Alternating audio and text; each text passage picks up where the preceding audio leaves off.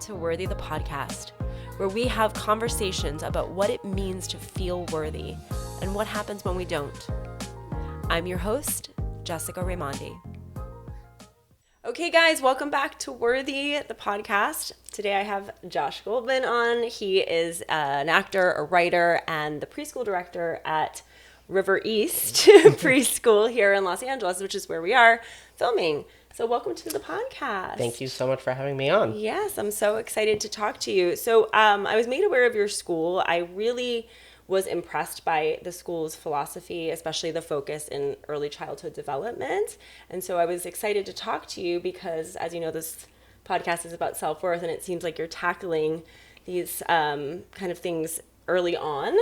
And so if you could just elaborate a little bit on the school's philosophy and mission. Yeah, so we are a play-based, Reggio Emilia inspired emergent program. We don't really, ascribe to one philosophy. We kind of blend, we pull from a lot of different early childhood philosophies, including Reggio Emilia, constructivism. What is Reggio Emilia? So Reggio Emilia is it's a town in Italy, and after World War II, they were hit really, really hard, and so they got everybody in the town together, and they posed the question of how do we make sure that this doesn't happen again? And they decided that what led to World War II was a profound lack of empathy. So they decided to overhaul their entire education system, starting in preschool, but going through higher education. And it's kind of based on the idea that empathy is not a gene; it is a learned trait. Okay. And it's something that can be taught and nurtured and Wow. And they say developed. that empathy is it true that empathy does not develop in children and like fully until 25 or something? Is that a true statement? I don't know about that. I mean, I think we see empathy in them as soon as they're around others. Right. Right, because it's reflected back, right? Yeah, I mean, I think the first time that I saw it really in action, I was an assistant teacher at the time at River East, and there was a young girl who had just turned 3, and she was sitting with a younger friend, a 2-year-old who on his first day of school. And when it got to lunchtime, he started to cry because he was really missing his mom. And she like clutched her stomach and looked over at me and was like kind of trying to find the words of like, what am I feeling? Wow. And that was like a moment where I was like, that's her feeling empathy for the first time. That's incredible. Yeah. And so you can actually witness it. Yeah. And let our audience know like what ages your school serves. Yeah, so it's a mixed age program, and the friends, we call them the friends, they're between the ages of 2 and 5. So they can start as early as 2, and they, they're with us for, about 3 years. Wow. So again, it's just it must be so interesting, rewarding. Like you must learn so much just by watching them. Like you said, I mean, imagine watching this child have empathy for the first time. That is so cool. Yeah, it definitely has opened my eyes since starting at the school of how much we take empathy for granted. And we think prior to being at the school, I always heard empathy talked about as a gene of like, oh, she's just got that empathy gene, but it's not. We all have it, you think? I think we all have the capacity for it. I think it's a way of learning about life that I think can start so young that it's easy to think of it as a gene because it almost is innate because it is so impacted by your family structure and your worldview, and all of that starts when you're as soon as you're born. Well, it's kind of like self-worth, right? Yeah. It kind of goes hand in hand. It's like, when does it actually start? Are we born with it, right? That's really interesting. I was actually taught when I went to school for a master's in spiritual psychology, and we learned the difference between empathy and compassion, which was different. And I learned this. Had another guest on who I went to school with. We were talking about how the definition of passion is to suffer, and compassion is to suffer with. But empathy is this like deeper knowing and understanding and feeling of what, like, I'm in this with you.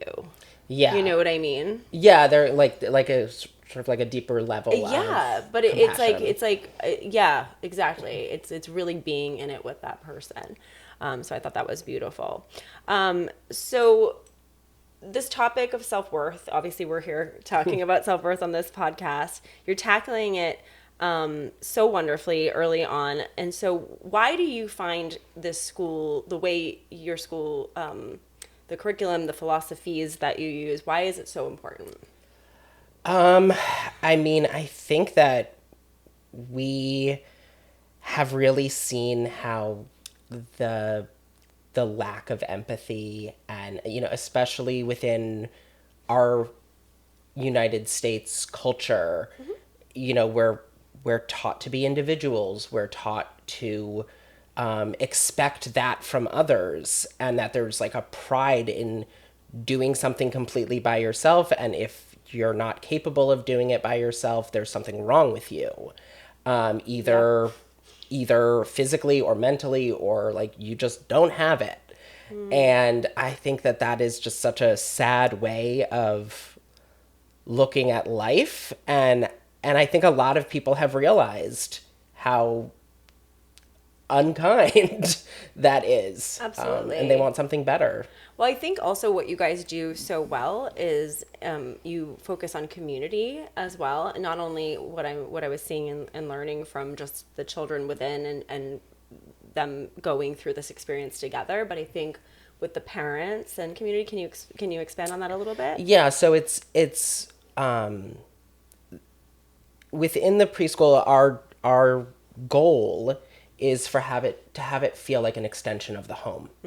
And that is really the best way for young children to be introduced to school. Our goal is that they fall in love with school.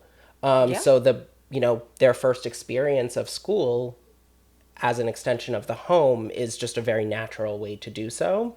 And the way that happens is by having a really active community. And, we look back at the way that pedagogy has, occurred in cultures across the decades. And there was this very strong focus on community. It takes a village is a cliche for a reason. Yeah, I saw that on your website too. I was like, it is though. It is true. I mean, and we say it with like, we talk about it as sort of a cliche, but it is true that parenting is very hard, and it cannot be done alone. I think I don't think it's possible to. No. And it's so I think, from what I've heard, so many of my friends being parents, it is very isolating. It causes a lot of loneliness, and because no matter what, unless you're doing it, you don't know what it's like. Right. I'm an auntie, I'm a godmother, but I can only go so far, and so the actual knowing of what that is like, for sure. So we talked about how this was important in the philosophy. How do you think all of the philosophy is, and the teaching in the school is affects the kid's self-worth in particular? So I think that self-worth is something that you're born with. I think that you're born worthy. I think by the fact that you are here and you have worth. But I think oftentimes it's something that kind of gets scraped away at. And especially within the first 5 years of a child's life, 95% of their brain is formed. Yeah.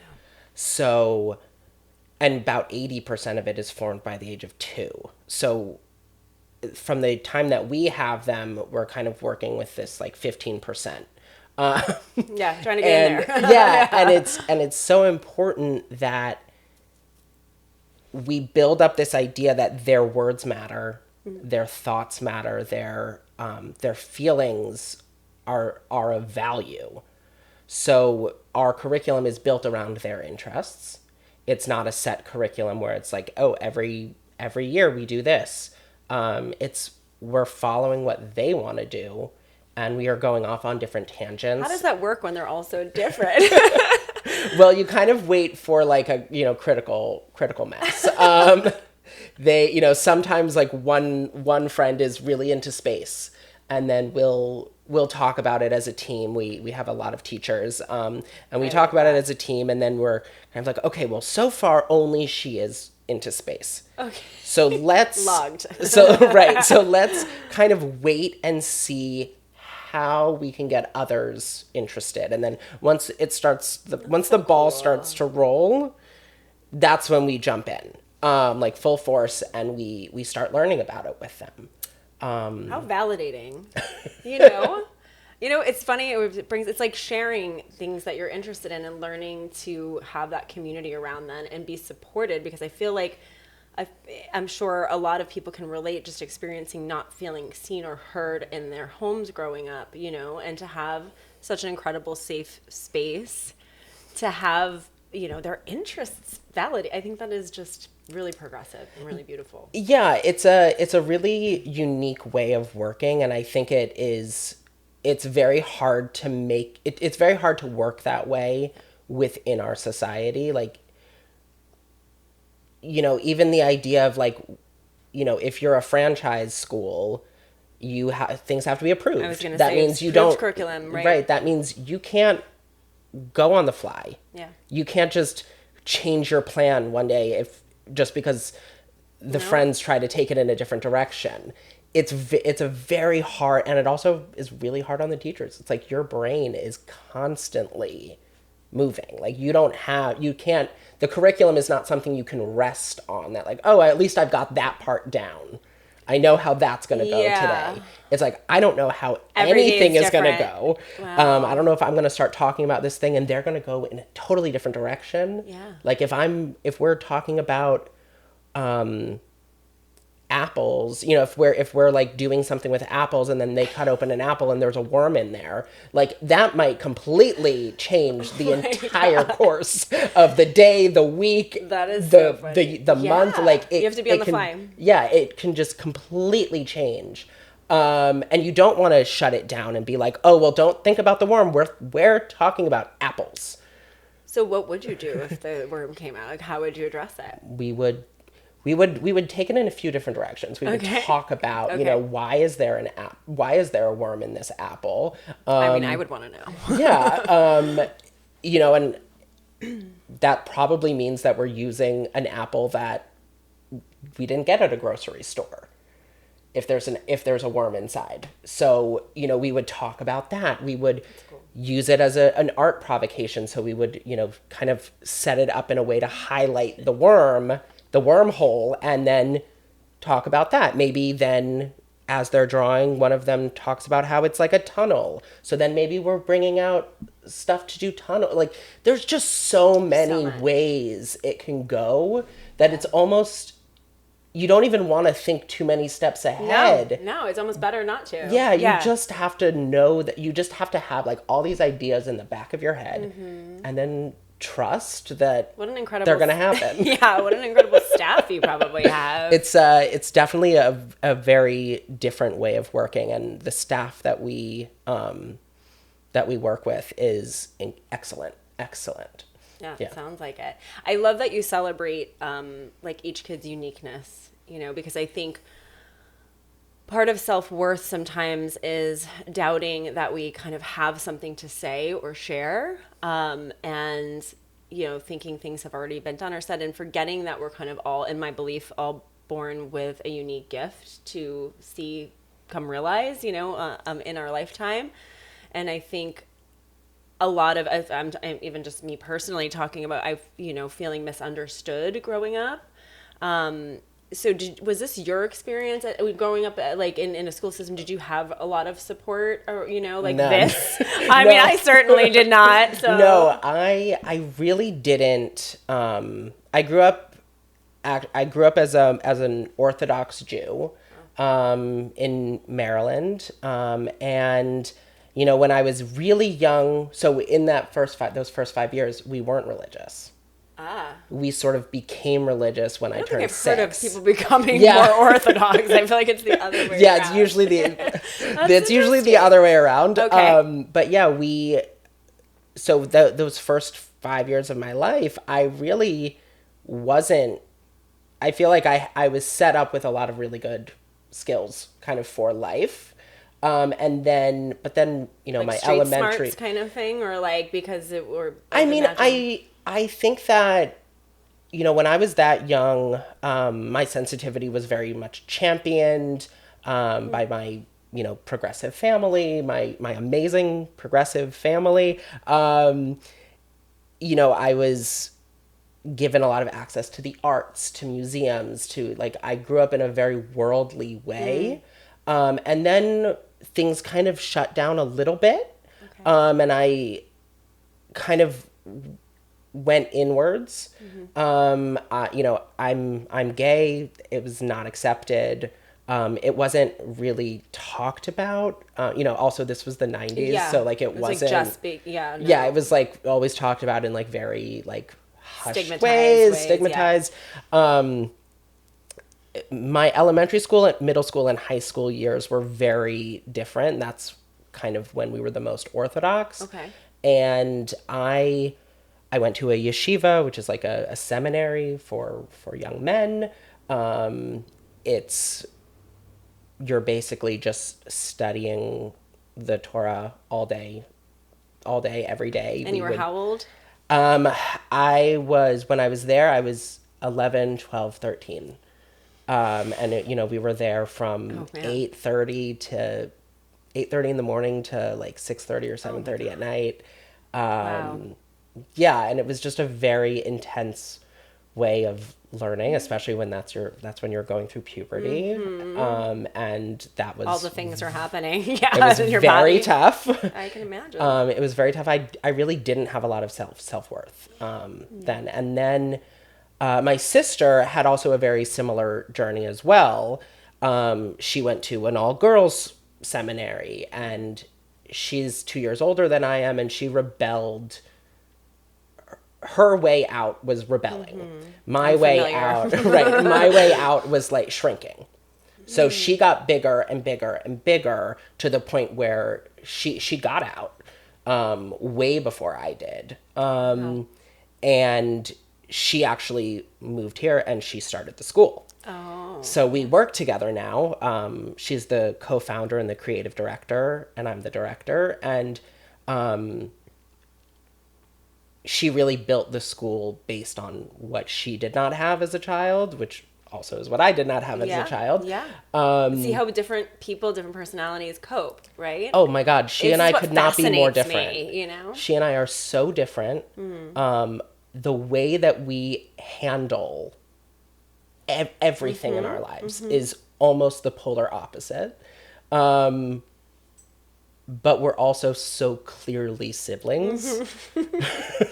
And I think, you know, having that relationship where I could not understand why she would do the things that she would do, but I knew why she was doing them. Well, there's your empathy. Right. So I grew up with that, even though I was growing up in a very different way than most people. So did it help you not to judge her, or, you know, in a way of like...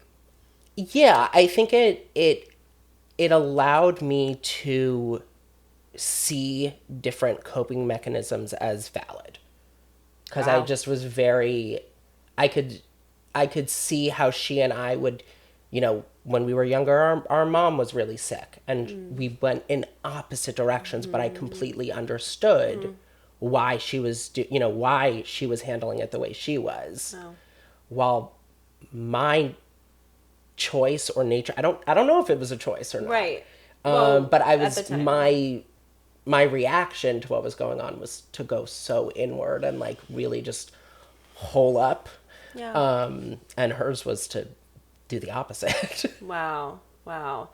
So what were the things kind of affecting your worth at the time and value? Was it just feeling that you were gay and that it felt different, or was that not an issue? I mean, No, it was it was an issue. Okay, I mean, it was a big issue. No, I definitely felt, especially from the time that I was 9, I was not socializing with girls. So up until that not even as friends. No, they well, weren't. Because you weren't we weren't social. Oh, you weren't even in the school, right? Yeah, I mean, we'll get to that. Can't wait. So when I up until I was 8, my best friends were girls. Right. And then when I was 9, there was a big shift and we switched schools, and that was kind of the way that my family became more Orthodox was by the schools that we were put in. Oh, interesting. So it was like we started at one school and then something happened. We switched to another school that was a little bit more Orthodox, and then we became friends with those people, and then switched to another school that was a little bit more, so it was kind of gradual. And it was like with their like peer group, so does even your parents exactly. It's like, the frog in boiling water. The same thing is we didn't realize what was going on until we were in it. And I know that my parents chose that life because of their own things, which I do judge them for, but I also understand. Have the awareness. I also understand and work against my judgment over. But when I was 9, all of my friends were boys. And I was pretty fortunate actually in the sense that because of family friends and friends that I had going into these schools, I immediately started off in the popular group. So I did not experience bullying at all in elementary school. I did much later, but in elementary school I was on top. I was really blessed. But I felt very alone. I didn't like playing the same things that my friends liked to play. I wasn't good at sports. You weren't being exposed to other options. And I had no other options. So I was and also the arts were seen as completely optional. It was I think we had art class twice a year kind of thing. It was so low, but my parents really championed me in the arts outside of school. But also I was at school until 6:00 every night. Who's got the time? I know. Yeah. So I was exhausted all the time. Yeah. And I would come home and I was not I wouldn't say I was very happy. Then in middle school though is really where it got bad, because at that point that's when they start talking to you about sexuality. And it's always in a very fear-based way. I was going to say at the Orthodox school, yes. I'm just curious, how do they explain sexuality? They explain it as a test, a challenge. It's always talking about it in very negative ways. And, obviously this is my experience. Right, and every rabbi that talks to you about it is going to be different. Right. But my experience with it was that it was the challenge of our age. And that, we were young men who were going through puberty and wanted to do all of these things, and it was a sin to do them. And you would not be given a challenge by God that you could not meet. So / overcome. Right, that you couldn't overcome. So therefore, if you gave in to your desires, you were inherently bad. You were, not only were you failing yourself, but you were failing God, and you were failing at this unique challenge that you had. And the whole concept of it was that, even if you're gay, there is a woman out there for you. Did they actually say that? So they addressed homosexuality too? Yes. Yeah, no, they were not they didn't really bury their heads in the sand. They definitely. So in high school, we had 2 days of sex ed, one in 9th grade, one in 11th grade. That should cover it. And that's all you need. Yeah. And it was actually called Family Life, and boys and girls were separated, obviously. And they brought in, I remember in 11th grade, they brought in a speaker, and who was a person from the community. So again, it's like, it's not as if it's anonymous. It's like, this is someone your parents know. So you can't actually ask them anything. But right. But they brought in, and basically the whole class was just them like talking to you about all of the horrible things that could happen to you. Yeah. Fear. Yeah. A lot of fear. And I remember. And it's only for family planning. Right. Right. Yeah. And there was an anonymous question section of the day, and somebody wrote down a question about being gay, and it was not me. And obviously when the question was read, I felt like all eyes were on me, so I very much like shut down. Went even deeper. Didn't even think about the fact that like, oh, that means that there is another gay kid in my class. Like it was. Yeah. It was such like a self-centered part of my life where I was just like, oh, they must be trying to out me. And the answer that they got was, oh, well, none of you are gay. So this question doesn't matter. What did you feel in that moment?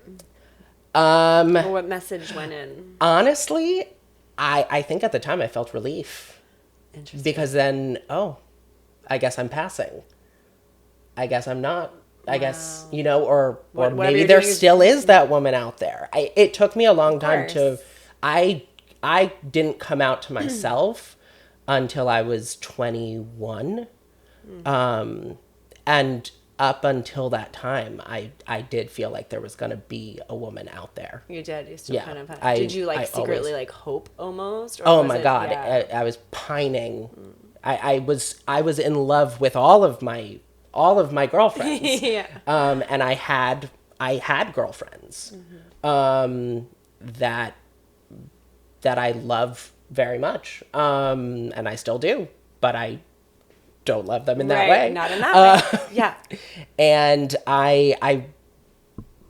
but looking back on it, obviously the takeaway from it is just complete erasure of who I was and the idea that I was seen at all. Because again, when I was in high school, I was there for 10 hours a day, every day. Well, it's like, well, these people must. And I was completely unseen by a lot of people. I mean, I had teachers who totally saw me, and who were also gay themselves, but could not be out. Did you have a feeling that they were at the time? Okay. Oh, we all knew. We all knew they were gay, but they were not allowed to be out. But then, because they were not allowed to be out, we assumed they were single. So there was this idea of like, you can be gay, but I didn't know that you could actually have a relationship. Like being gay means being alone. Almost. Yeah, like I thought my this teacher was a single mom, and I thought that she had adopted her son by herself. And then later, it was not until after I graduated that I realized, oh no, she's been married for like 30 years. She was a partner. Yeah. Wow, that's incredible. That's incredible. So was there any like sort of breaking point for you, or getting comfortable enough with who you were? Or was there a breakdown? Yes, there was definitely a breakdown. You said you didn't come out till you were 21. Yeah. I during my junior year of at university, I met someone who I liked, and I could see a future with him, and that is, and I became very depressed, to the point where I couldn't get out of bed, and that was the first time that I went to therapy, and it wasn't the first time I tried therapy, but it was the first time I went with the intention of going. And on our at the end of our first session, my therapist, who was like an 80-year-old man, with like a bow tie, like so not hip. But he said, he was like, next week we'll talk about like your relationships, we'll talk about girls, all of that stuff. And so I kind of like... And you were a junior in high school? No, in college. College, okay, sorry. And I was like, all right, well, I guess we're going to do it. And so I thought about it for a week at that point, and I knew I had to. And I just told him, I was like, at the next session, I was like, I'm not going to waste your time. I'm not going to waste my time. Mm-hmm. I'm gay. I've never said it out loud. I've never admitted it to anyone. I don't know how to. But I'm not going to sit here and tell you about all of these women that I love that who are I don't. Friends. Yeah, right. And so, yeah. And shortly after. Did he receive that well? He received it very well. He received it for an 80-year-old guy. Well, it was awesome. The first time you said it. It was very, it was hard. And, I also I came out during like the Glee era. Yeah. Where like that show really made it a lot easier for me to see it on TV. You got to see yourself reflect it back. Yeah, and I had always only seen myself on TV. I love that. But it was usually through female characters. Isn't that interesting? Yeah, because I go Glee. Yeah, like all of the shows that I watched through high school, I always identified with the female characters. And yeah, so when I came out, shortly after I came out to my parents, and they took it surprisingly well as well. So that must have felt like a lesson. Like, how did that feel? Like, your lesson? Extremely invalidating. No, it was great. It was like the best invalidation I ever felt, where I was like, wow, my parents really are. It wasn't the easiest, but so much of my fears they were not the biggest issues at the time. And I think it also shows how much you have to allow people to change, because the people that my parents were when I was in high school and when I was struggling with this the most, they were not the same people that I told. They had also grown and developed a lot since then, to the point where, the first question out of their mouths were, are you seeing anyone? Is there someone? And I said, kind of. And then the next question out of their mouths was, is he Jewish? Right, so we're right on point. Right, so, it transcends.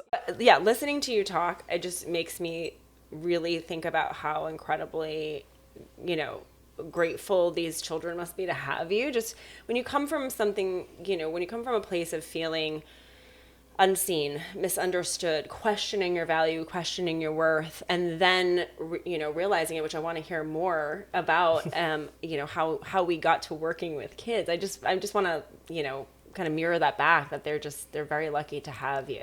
And thank you. Yeah, I can already tell how empathetic you are to their needs, and their little hearts.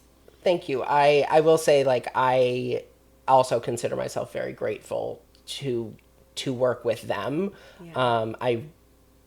This is a job that is so much more than a job. It is, every day is different, and sometimes they're hard and sometimes they're easy, but every day is meaningful, because you're just seeing such constant growth. And also, for myself, I don't have my own children. I don't want to have my own children. But I also think that children are incredible. And so I get to work with children, and then I don't have to battle the parts of myself that I think would make me would make parenthood very hard for me. I hear that. I also don't want children. So it's a hard thing to say out loud, actually. Not a lot of people talk about it. And it's also very looked down upon, especially being a woman. Yeah. I've had a lot of support around it, thankfully. But I think it's like a calling either way. You know, I think knowing, I always knew. I feel like did you always know you didn't want kids? No, I always wanted kids. Oh, you always wanted kids? I always wanted kids. Interesting. Well, because they're like, that's how you prove that you're not gay. Ah, yeah. So you have a child. True. Yeah. So to me, I thought that there would be the right woman and we would have that relationship and that connection.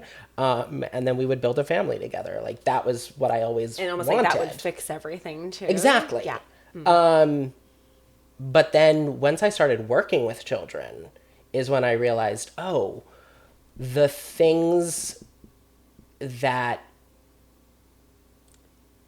I struggle with, like my anxiety and my depression and all of, like my mental health stuff, I don't want to be a father.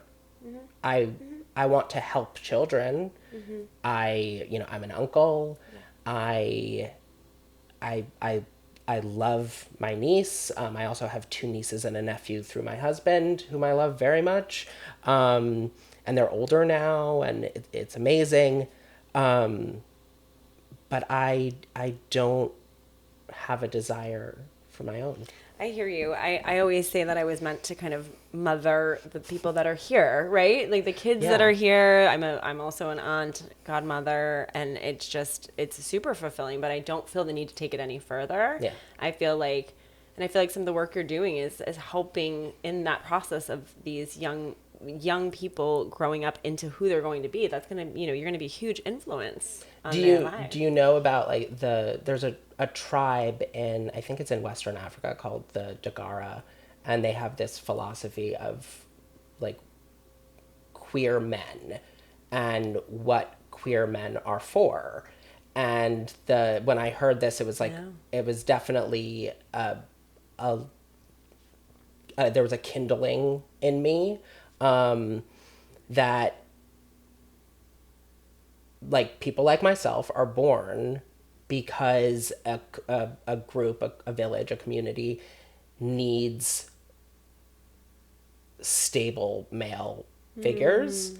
And that's where gay men come from. And so while many, straight men would kind of go off to war and be away from their families, gay men would stay home in the village and they would protect the village from within, and they would help raise the children. Sounds like they're celebrating uniqueness over there.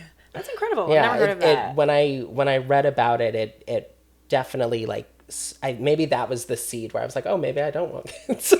Or like I have a place. Yeah. I have a role. I was not raised religious at all, but I think the unfortunate part of religion sometimes is that if I don't fit here, then I don't belong. Yeah. It kind of creates this more divisiveness, Yeah. more. It's like a binary, you're in, you're out. Yeah, and I've never been conventional enough to fit in any box either. So that's really beautiful. So you decided you didn't want to have kids. How did you end up working with kids? Yeah, so I didn't grow up around kids. Me neither, actually. Yeah, like it was. I think the first time I ever held a baby was when I was 12, and it was my niece. My cousin, who I think of as my niece. And then like the first time I like felt a pregnant belly, I was 20. And it was like very risque that my cousin was allowing me to touch her pregnant belly.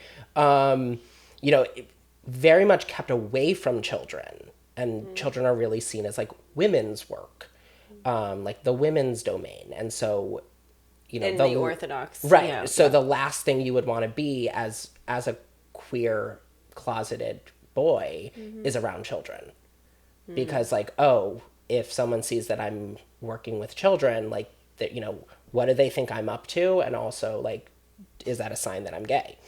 Wow.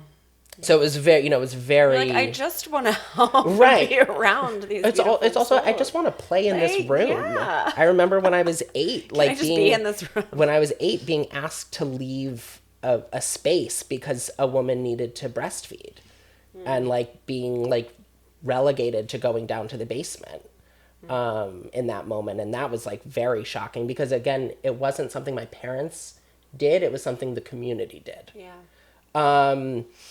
And Those so, are how those little lessons get inside of us, you know what I mean? And Yeah. those little messages. and probably, and the person saying it, their intention was not to make me feel anything. Their intention was to make the mother feel comfortable. So it's like, it was not intended as like a slap in the face, but I interpreted it that way as an 8-year-old. And so I never really grew up around children, but in college, I started to work with young children. I was working in kindergartens, and I was also teaching Hebrew school, and I started to I felt good at it. I don't think at the time I really liked it, but I did feel engagement, that's kind of what I've always searched for, is engagement. It's what I find through acting, it's what I find through writing, and it's what I find through working with children, is this back and forth. Where I'm not talking at you, I'm talking with you. So it's like a kind of form of connection? Yeah. And it's a connection that's also built on reciprocity and, it's a dialogue. It's back and forth. It's not,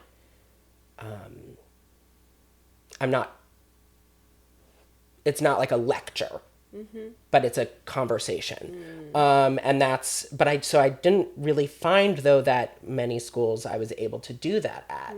And it felt very much like, oh, you're teaching down. Teaching at. Yes. Yeah.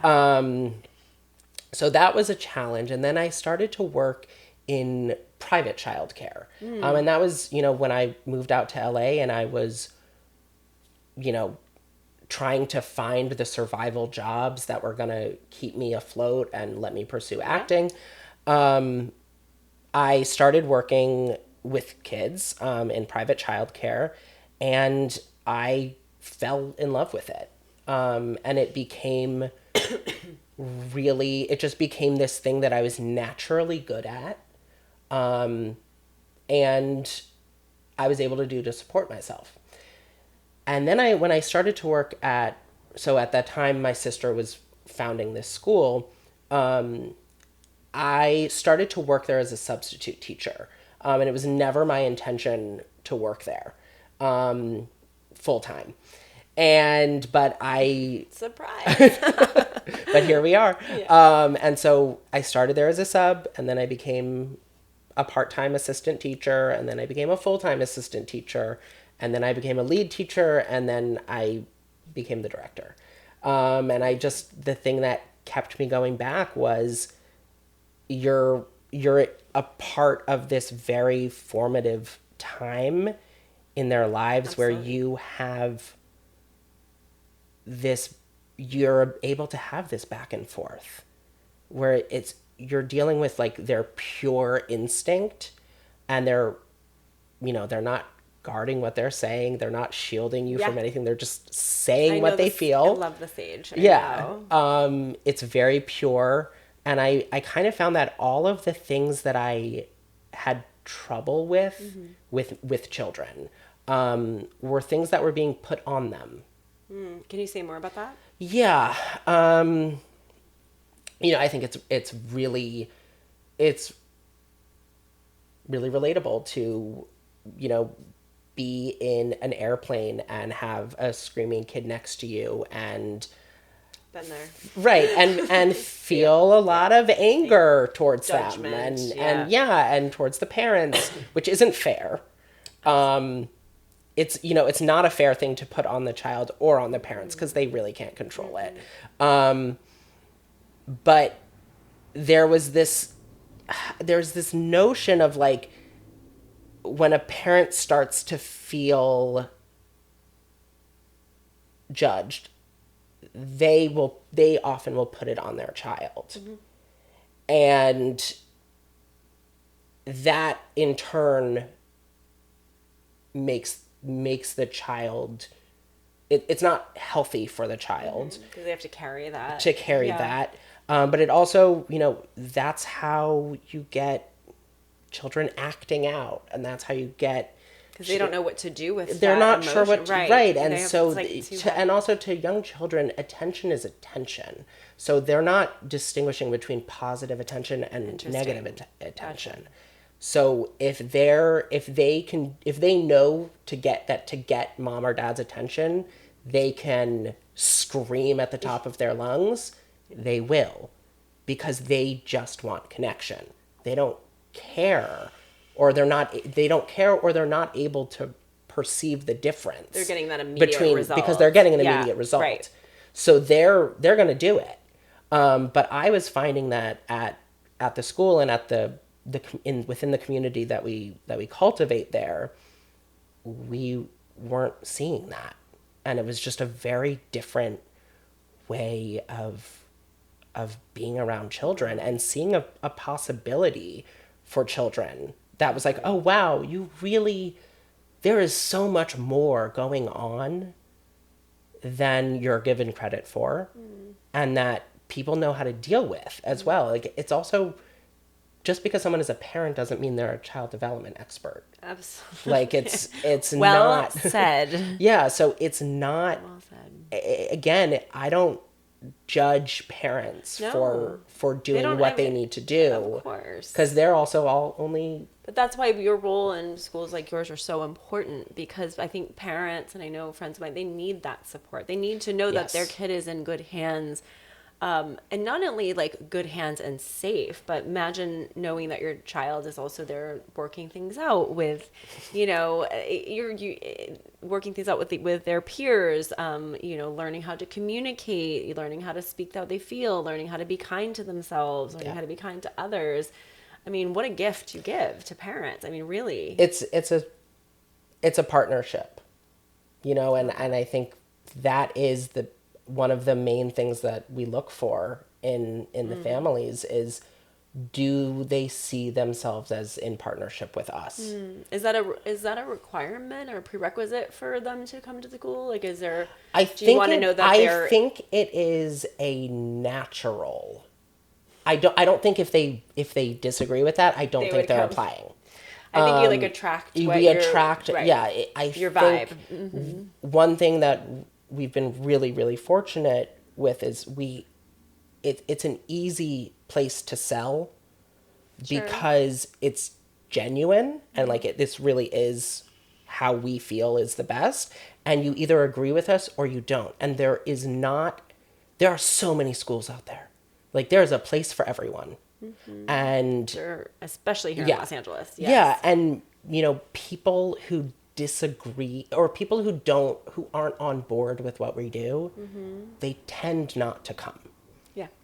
It's like, I totally know. I was like that. That's how I felt in my career, totally different, but working with clients one-on-one, I just never attracted that kind of client that was going to give me certain trouble that I would hear, other colleagues of mine dealing with. I just felt like I was, I really had a strong intention and a mission and a message that you were going to get with me, and that would bring in who I always trusted that, I think there's something to a lot of that. You have a very strong mission. Yeah. Yes. A lot of that actually goes to my sister, who, when she built our website, she just put it all out there.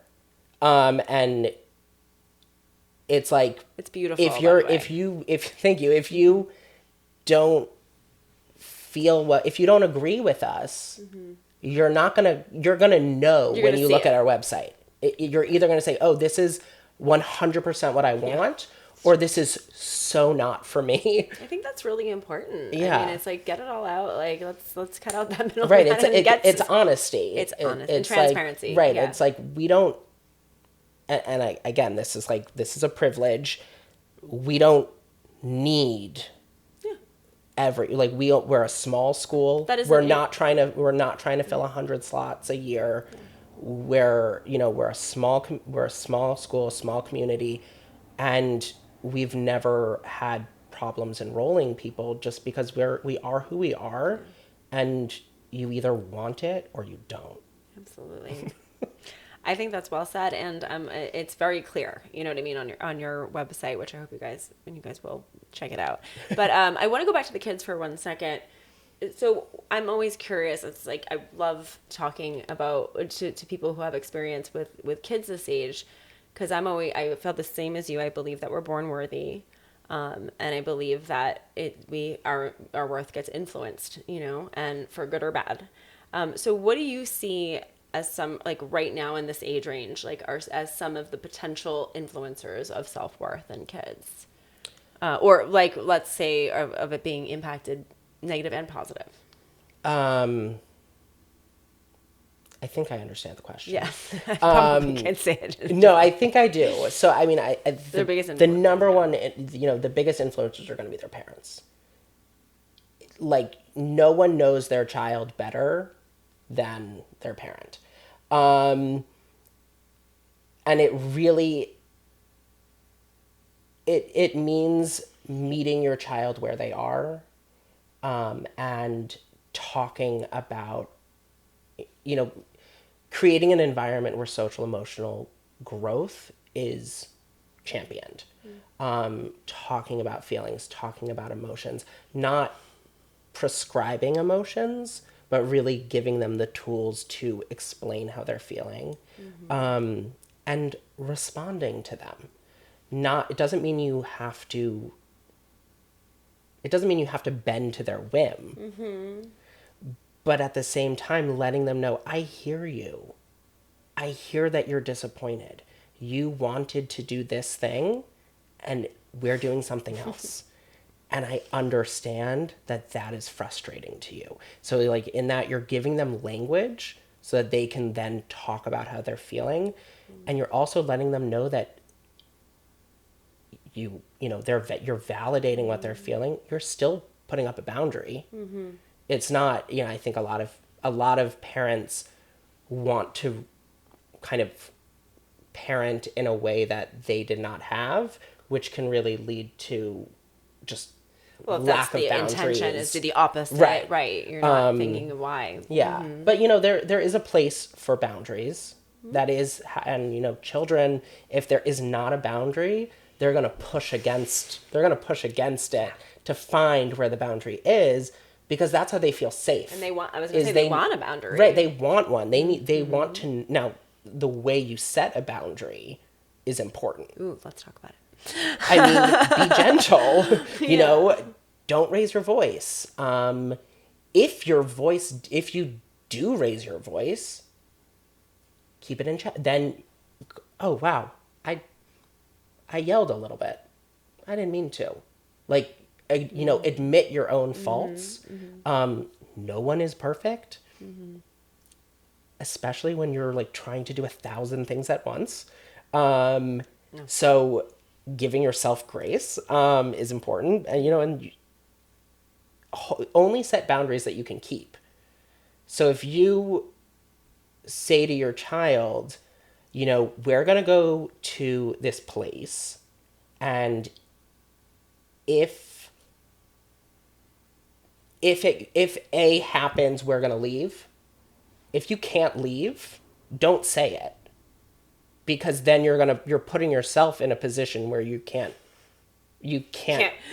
fulfill right, what you can't fulfill the boundary. My mom always said, she's like, oh, the worst thing I ever did was go back on a boundary we put up. And they did that often with me. So I push. Right, because you need to know where the boundary is. It's like human beings are mammals. We see this behavior in every other animal. We see puppies bite and bite and bite their parent until they get snapped. Like, we see this happen. We see, baby monkeys pushing each other and playing in a way that is very rough. That we're not that different. Yeah.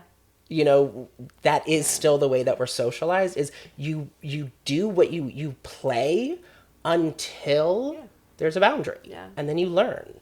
Sure. And you have to be able to, if you're just told don't do this, or you're not given the opportunity to do it, you're not gaining the brain development that comes from actually learning a lesson. You're just being told, oh, don't do this thing. Yeah. And they're like, why? Right. Right. What's going to happen? I've seen it. What's going to happen? You're not going to keep your boundary. Yeah. Because we've already been through this, Mom. Yeah. So outside of parents, and like, what do you see in the school environment as their influences? Right. Yeah. So, I'm just so so curious. parents is one, and this is actually part of the Reggio Emilia philosophy. So parents is your first teacher. Your second teacher is your school, and your third teacher is your environment. So within the school, that means that, you have educators that value you, that understand the importance of childhood, and that childhood is something to be preserved, not something to just teach through. Like, got to get through this kind of right, thing. we just got to get through this. We got to, I know you guys want to move, but we've got some worksheets to do. That's not education in a holistic way. That's education in a prescribed way. Then your third teacher is your environment, which is a big part of the way that we work. Is the environment is showing you how to be, how to play. So that means, we focus a lot on aesthetic beauty. It's a big part of what we do, is like, in order to get the friends to want to engage in a certain activity or provocation, we make it beautiful. It's inviting. It's also interesting. artistic a little bit. It's very, not a little bit. It is artistic. Yeah, it very much is. It's about creating an appreciation for what is being given to you, and that it's not just like a pile of paint and stuff. It's like, it's artfully laid out, so that then they're like, oh, these mean something. These are of value. So that means I should probably be careful with them. It changes their perspective on the thing. Yeah. Oh, these blocks, these were made by someone. That means I should not leave them outside. How often do we go through life just forgetting where things came from? Like, I was taking the trash out the other day, and I was like, somebody's going to pick this up. Right. Where does that go then? Right. You don't think about it. It's like, if you did, you'd be more mindful about what you're throwing Right. away, right? So yeah, I think, the parents, the school, and the environment really work in tandem. I love that. I love that. I mean, it's so impressive what you guys do. I'm so grateful to know that that kids can find, kids, parents, families can find a place like this, truly. So, Can I say something? Yeah, please, of course. I mean, there is so much that people can do to create this environment at home. Oh, yes. As well. And so I want to say that, our school is, it's the place I care about the most. I love it so much. It's not inexpensive because it's a small private school. We're fairly new. We don't have the capital to have a lot of scholarships and things like that. It's unfortunately not accessible to everybody yet. What I will say, though, is the values that we have, those are accessible to everyone. Can you elaborate on what those values are? Yes. So I would say some of our main things is like collaboration. So between children, but also between parent and child, or teacher and child. We are learning alongside them. So if they ask about something, we might not just tell them the answer. We're going to collaborate with them in helping them find the answer. We are inquiry based, which means that we're constantly asking questions. Why is this? I love that. Why? How? Well, kids ask that question all the time. All the time. Right. So someone who is kind of more directive and teacher led might be like, oh, just get them to stop asking the questions. But also because that's how can you teach when they're just constantly asking questions? But like, no, that is how you teach, is by them asking questions. Yeah. Answer them. Answer them. Help them find their own answers and see that is what their interests, if that's where their interests are, how much more excited are they? Well, and don't we want to create those happy people too, who, when we're doing what we love and we're interested in, we're going to do it 100%, Right. And you can still teach the same, like all of those skills, like, pre-literacy, pre-math, pre-science, all of that is accessible through play. It's not as if, you could teach math by, getting flashcards for your child and kind of drilling them. Yep. Okay, while you're doing that, they might be wanting to, one, spend time with you, and two, what if instead of just sitting there with them and drilling them in something that's not very fun, and also kind of teaches things as a rote memorization, you have them help you unpack the groceries. And while you're putting stuff away, maybe you have all the fruit that you just bought, and they've unpacked it now, and you ask them to start sorting and counting, and maybe it's like, oh, can you give me 2 pears and 1 apple? Oh, no, wait, I meant 2 apples. I think that's twice as many. It's like you can talk about these things in a way where they are learning. It's fun. And They're connecting. Right? It's connecting with you as a parent or a caregiver. Even things like having them take the stickers off of the fruit. So that's fine motor work. Fine motor work is the basis of pre-literacy because they have to be able to hold a pen or a pencil. So it's like there's so many things that are building blocks of others that when you and again, parents are not child development professionals. Yes. They might not know these things.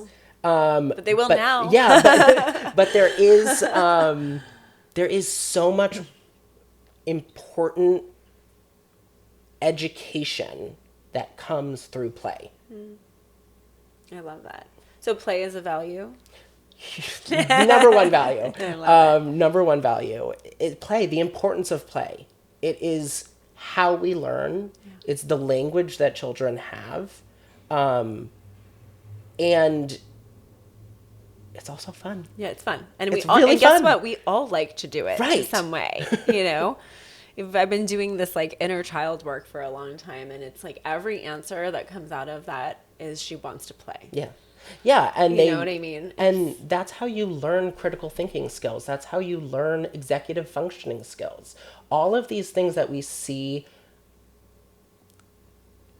high schoolers and, young adults struggling with can be found in play. So maybe if we just allowed them to play when they were children, they would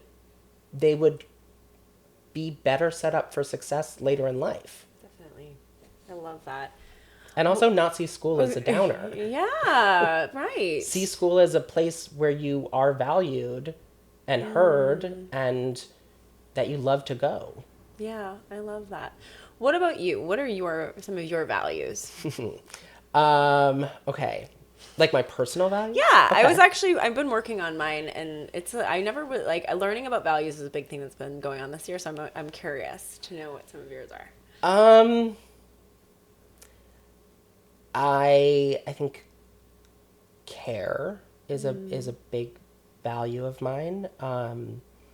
I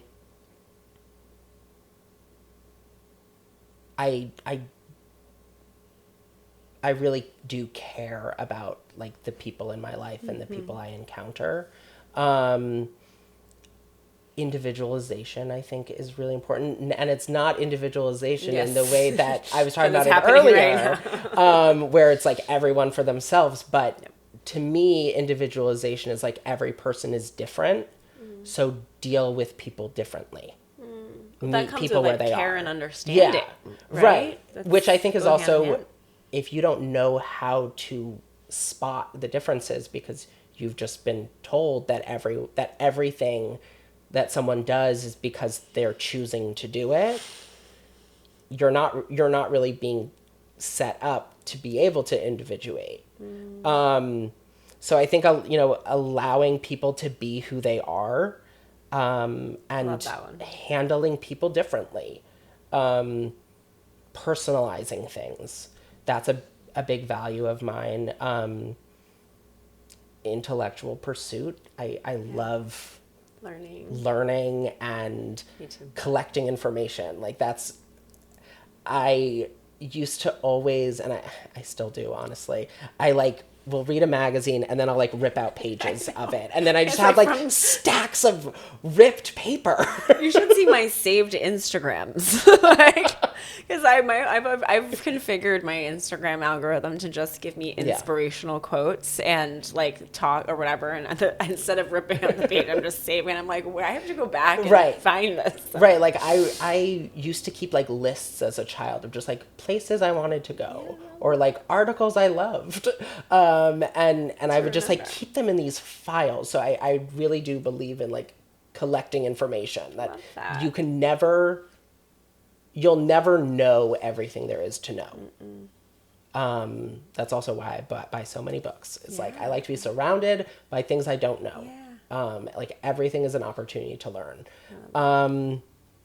And I think another strong value of mine is,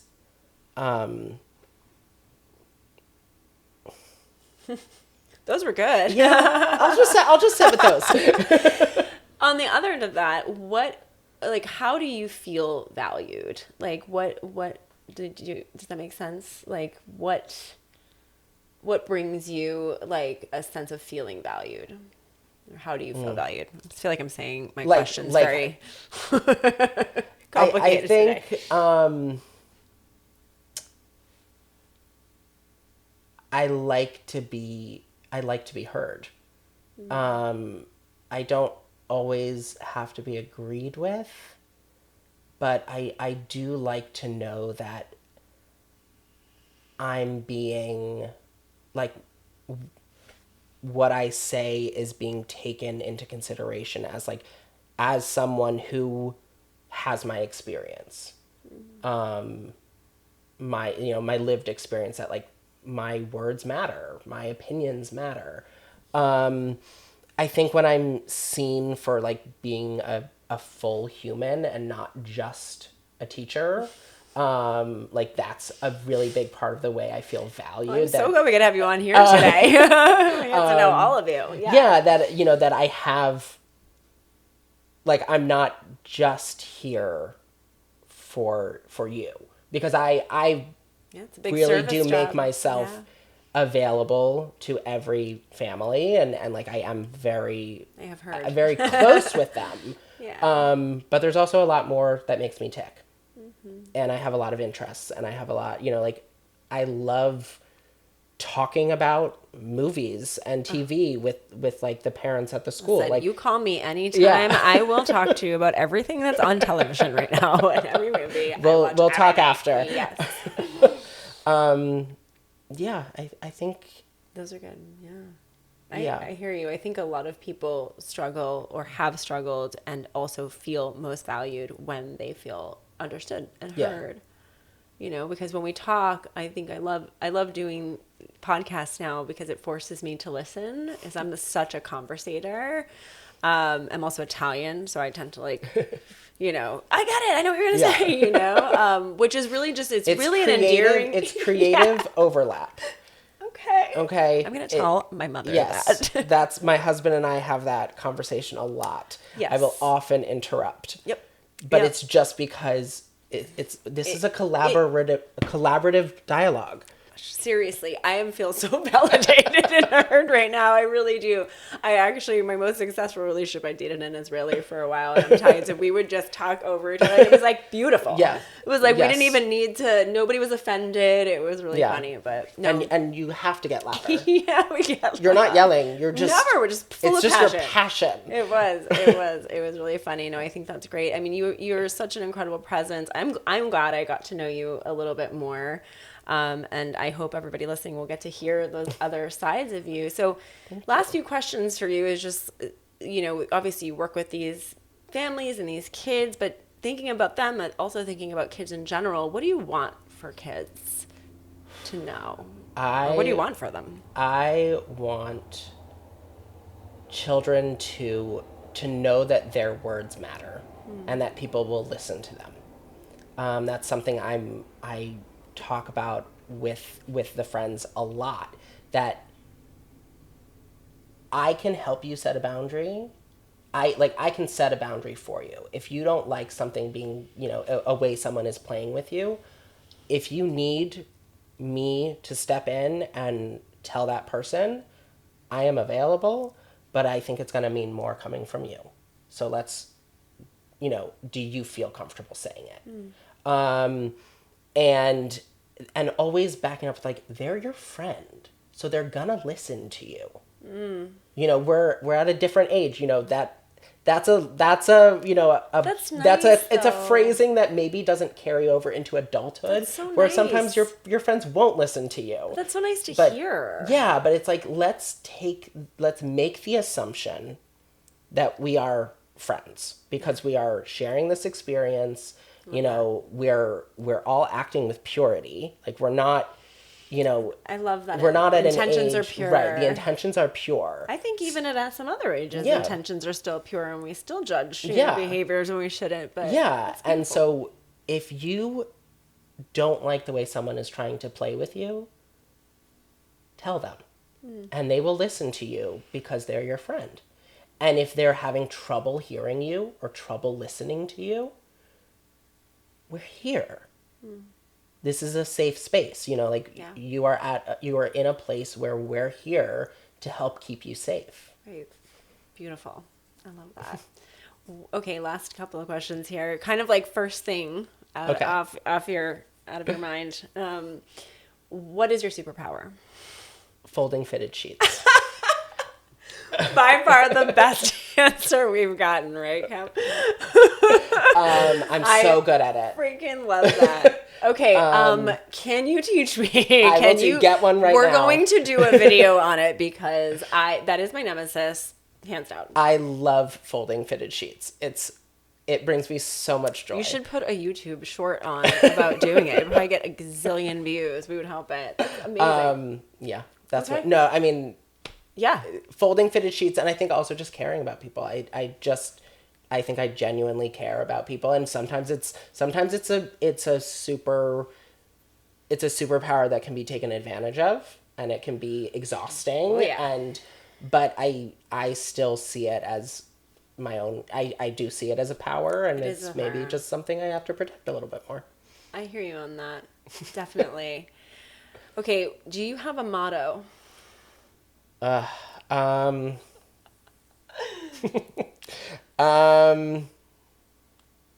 Not really. Not really. Okay. Well, this was incredible. I'm really grateful that we got a chance to sit down to do this in person. Do you want to let people know where they can find more information about the school, where they can find more information about you? I know you have a project coming up. So for all things school related, it's just riveryschool.org. It's a great website. And if you have any questions, you can always reach out. Admissions@riveryschool.org. And on Instagram, I'm at Josh Allen Goldman. And so my husband and I, we wrote a feature together. He's a director and editor, and I'm an actor. And we also both write. And so we wrote this together kind of when we first started dating. Wow. Yeah, it was pretty risky to do that so early in the relationship, but we started working on this together, and it's now out there. It's doing its festival run. It's called Namaste, the Tucker J. James story. And it is a story about self-worth in complex family dynamics. Wow. And is there a link that we can provide? In the notes? Definitely. Okay, And we're actually going to be playing in Culver City at the Culver Theater in December. Fantastic. Amazing. Again, thanks for coming on. You. Pleasure to get to know you a little bit more. Thanks everybody for watching, for listening. We'll see you on the next episode.